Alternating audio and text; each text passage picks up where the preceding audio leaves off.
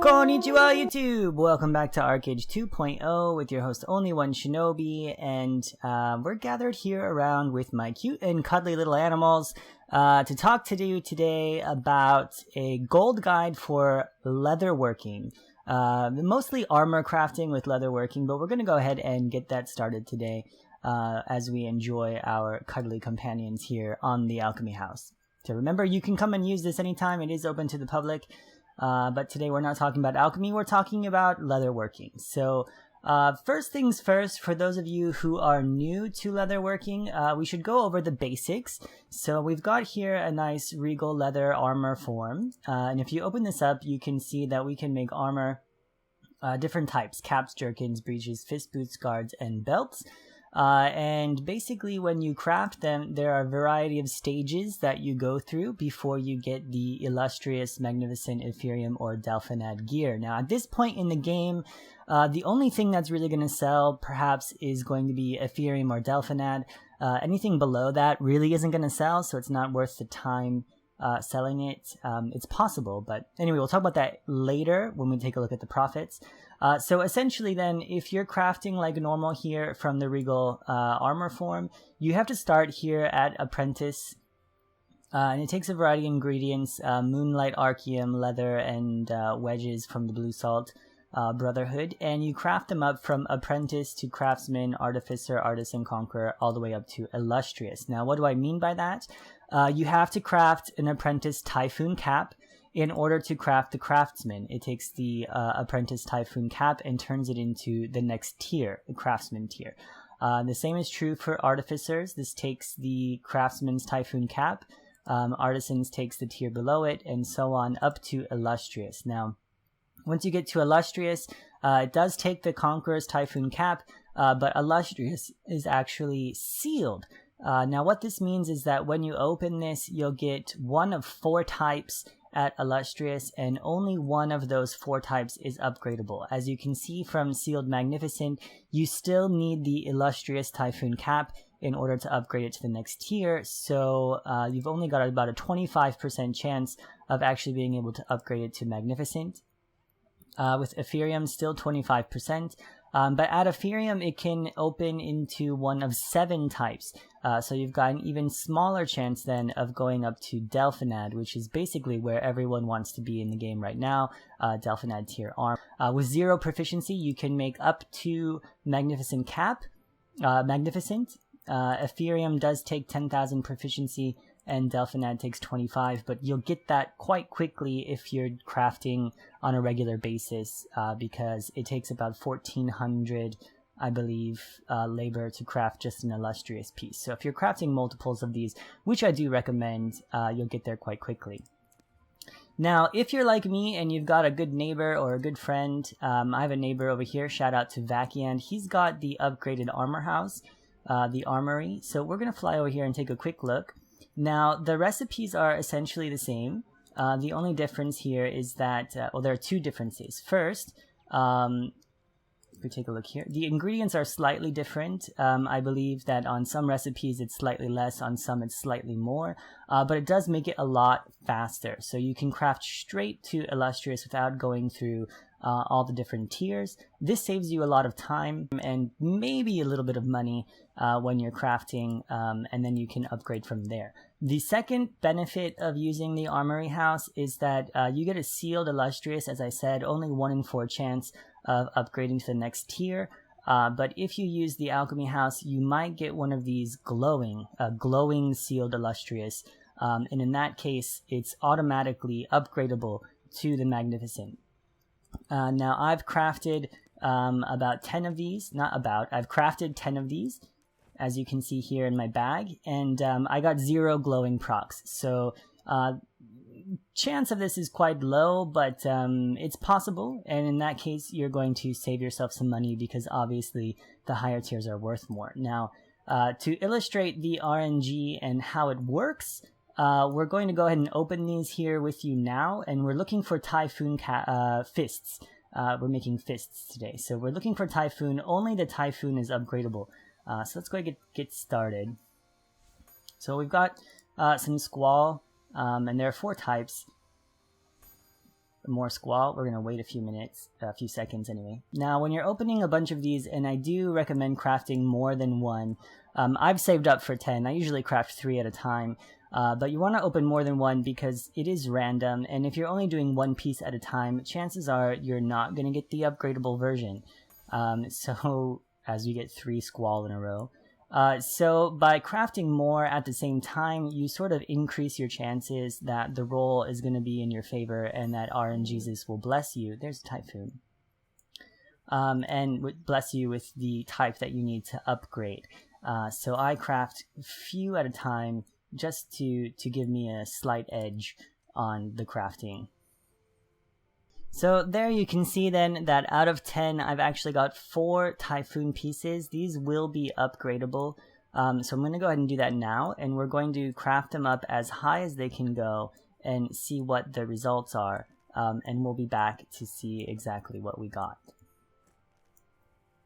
Okay, so here we are then with our finished result. As you can see then, we've got 6 pieces of Illustrious Fists that are probably not going to sell for a whole lot. We probably will end up salvaging them.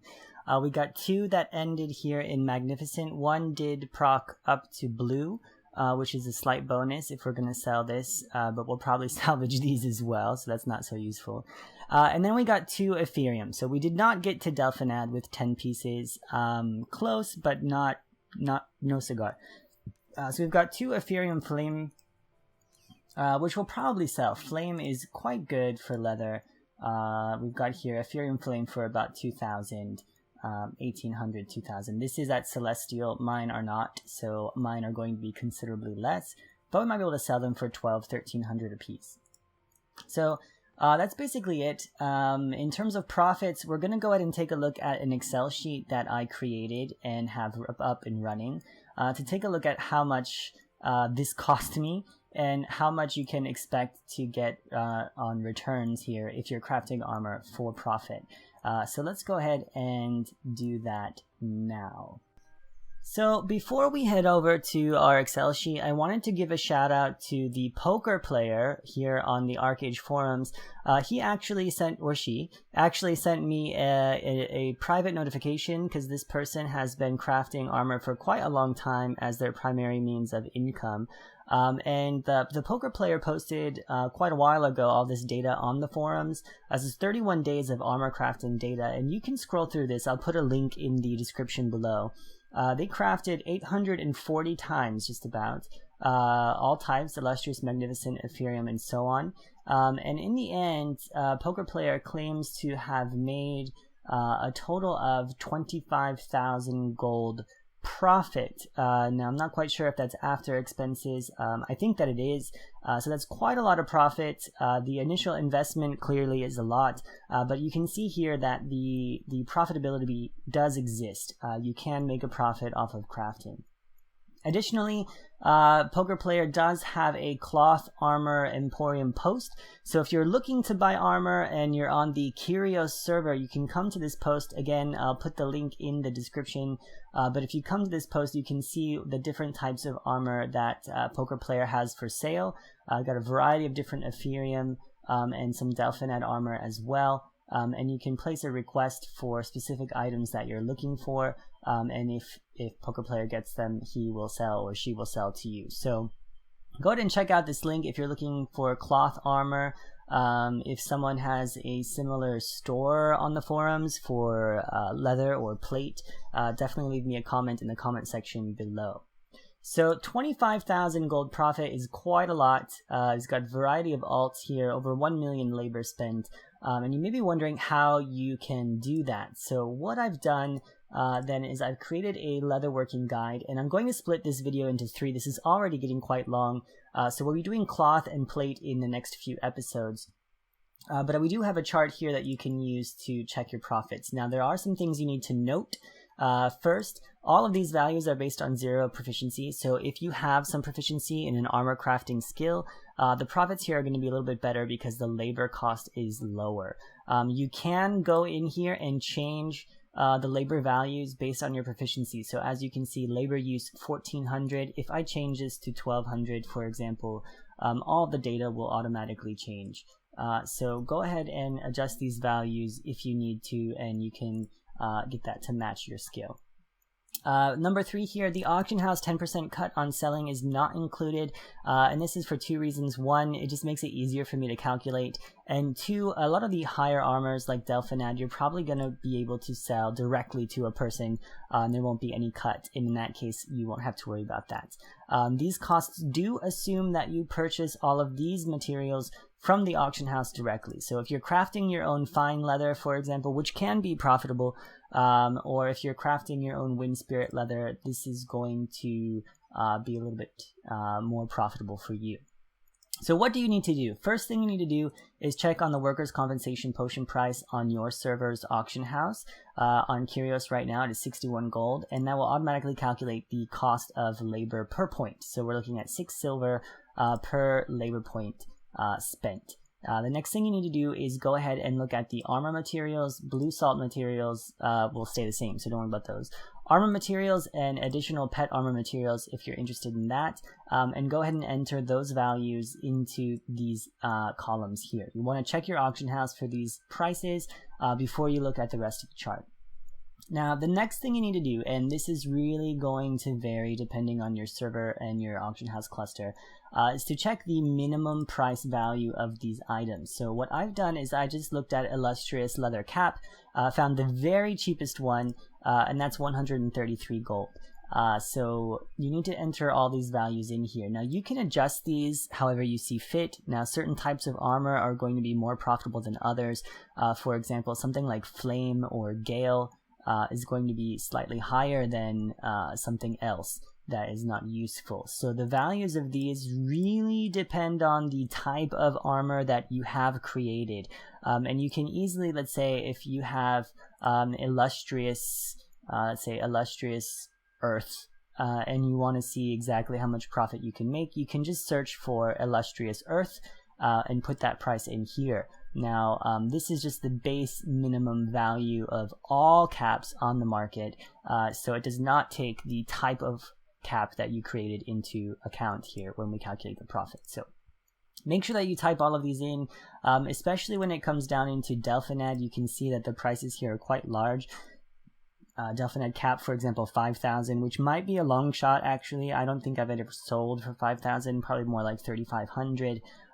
But at current prices, 5,000. So obviously you can negotiate with the player directly or whatever to increase your profit margin here. Once you've entered all of those profits, those prices in, you can check the profits. Now, there are some interesting notes here to see. First and foremost, that at Illustrious, nothing is profitable. You can salvage it for wisps, which I've included here, the averages, but you're still not making much profit. It's actually more profitable or least amount of loss if you can sell the item directly and not salvage into wisps. But I do salvage because you get some crystals back, and that's something that this does not take into account. You can see then that at the Magnificent level, some things do become more profitable using the Armory House, and this has mostly to do with the ingredient cost that it takes to create the item. So things like fists and boots become profitable at Magnificent, only 3 gold profit, but it's still profit, whereas you're losing 22 gold if you're crafting it with a regular Regal armor bench. Similarly, you have similar problems here then at Ethereum. Some things are still in the negative, whereas with the Armory House, you're making about 70 gold profit. You will notice then that some items are in higher profit margin than others. So for example, if we're looking here at Ethereum, I did get 2 Ethereum Flame Fists, which might be good. As you can see here, Ethereum is at about 1100 gold profit per fist. I've got 2, so I might make a total of 2200 gold profit or more because it's flame, so I might actually make more than that. One reason why you craft fists. So if you're curious about which piece of armor you want to craft, you can go ahead and check the comparison between the different products. So here at Ethereum, it's fists, but if you're only doing Magnificent, maybe you want to be doing pants, for example, and at Illustrious, you should just cross your fingers and hope that you can upgrade. But basically that's it. You can see then that at a Delphinad is where the profits really start to come in.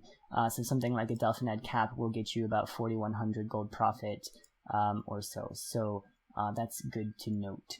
Now I did take into account the wisps. So if you salvage the wisps and then you want to sell the wisps for money, you can see the profit just from the wisps. If you don't know what I'm talking about, we'll take a quick look at reforging before we sign off, but that'll be an episode for another day. But you can see then when you break it down into its pieces, you'll get wisps, and wisps are generally less profitable than selling the actual piece. So even here, you know, at illustrious level, you're losing 97 gold by salvaging the wisps. You'll get maybe 1 star, 1 moonlight crystal back, which only sells for about 2 gold. So it's better to sell the item as it is if you can, unless you're looking to reforge, and we'll talk about that in a later episode. You can see then that at Delphinad caps, you can make 4,000 gold profit from a cap, but only about 1,700 from the wisps. So just keep that in mind. The very last thing I tried to do with this chart, so if you're going to download it, it will be in the comment section below. But the last thing I tried to do was take a look at the pet armor, and there's really not enough data available for me to make an assessment at this point. So I'm assuming that it's really not going to be useful to make these for profit. I'm not sure if anyone actually buys and sells these. There is missing data here. So I will try to fill this in as time goes on, and we'll see what we can get. But for the most part, I would stick to crafting regular armor. That's basically it. If you have questions about how to use this chart, or you don't really understand anything I said because we are moving pretty quickly, then leave me a comment in the comment section, and I'll be sure to try to explain it to you as best I can. Okay, so here we are back in the game. Now that the chart is done and explained, we can use that information to kind of calculate my profits. So here I've crafted 10 fists like we looked at before. 2 pieces got Ethereum, both flame. So total investment was roughly 2,500 gold, give or take, because I crafted some of the fine leather by myself. And Ethereum flame fists right now are selling for around 2,000. 1,800 to 2,000. So total profits here are going to be about, well, total sell is going to be about 3,600 plus all the wisps, which will give me a profit of about 1,400 gold. So all in all, it's not too bad for the amount of time it takes to do this. It's quite fast in terms of total play time. So we might be making about 1,400 gold profit just off of the gloves, and then we'll have wisps. So as a final note, and we're not going to get into this too much in this episode because it's already quite long, I apologize, but if you go up to the salvage forge, you'll notice that after 2.0, this really changed a lot. So you used to be able to, you used to need, for example, if you want to salvage a hood, or a helmet, you needed 3 pieces of salvaged illustrious helmets. Now what you get are these things called wisps. Now if you're doing cloth, you'll get cloth wisps. If you're doing leather, you get leather wisps. But essentially to get 1 piece of illustrious here, you need a certain number of wisps. So what this means is that the salvaged pieces actually probably went down in price, but made it a lot easier for people like you and me to buy wisps and craft obsidian or things like that. So we're not going to get into this too much here. Just know that the wisps are used for quite a lot of different things. Here you'll get illustrious typhoon breach for 9 wisps. The gloves themselves will probably give me about 2 wisps each. So we should be able to make one of these and upgrade it to magnificent, for example. We'll take a look at reforging these items once we finish the crafting series. So this is going to be all for leatherworking. We are going to take a look at cloth, tailoring, and also metalworking in a future update, and that's a future episode. And that's mostly because there are other items that you can create in those proficiencies to make money as well. With leatherworking, it's pretty much all that you have. You can do something like the mythic taming nets, and if you're curious about these nets, then go ahead and leave me a comment, and maybe we can take a look at those in a separate episode. For now, that's going to be all. I hope that you enjoyed this. Remember to take a look at the comment section There will be links to the Poker Player's forum posts if you're looking to data mine some of the information on armor crafting, as well as his armor emporium. So if you're looking to buy some cloth armor here on Curious, take a look at that. And a downloadable version of the Excel document will be made available in the comment section. So make sure to check that out if you can, if you want to, and if you have any advice on how to change that or make it better, definitely let me know. For now, that's going to be all, as I said, and I will see you all in the next episode. Shinobi out.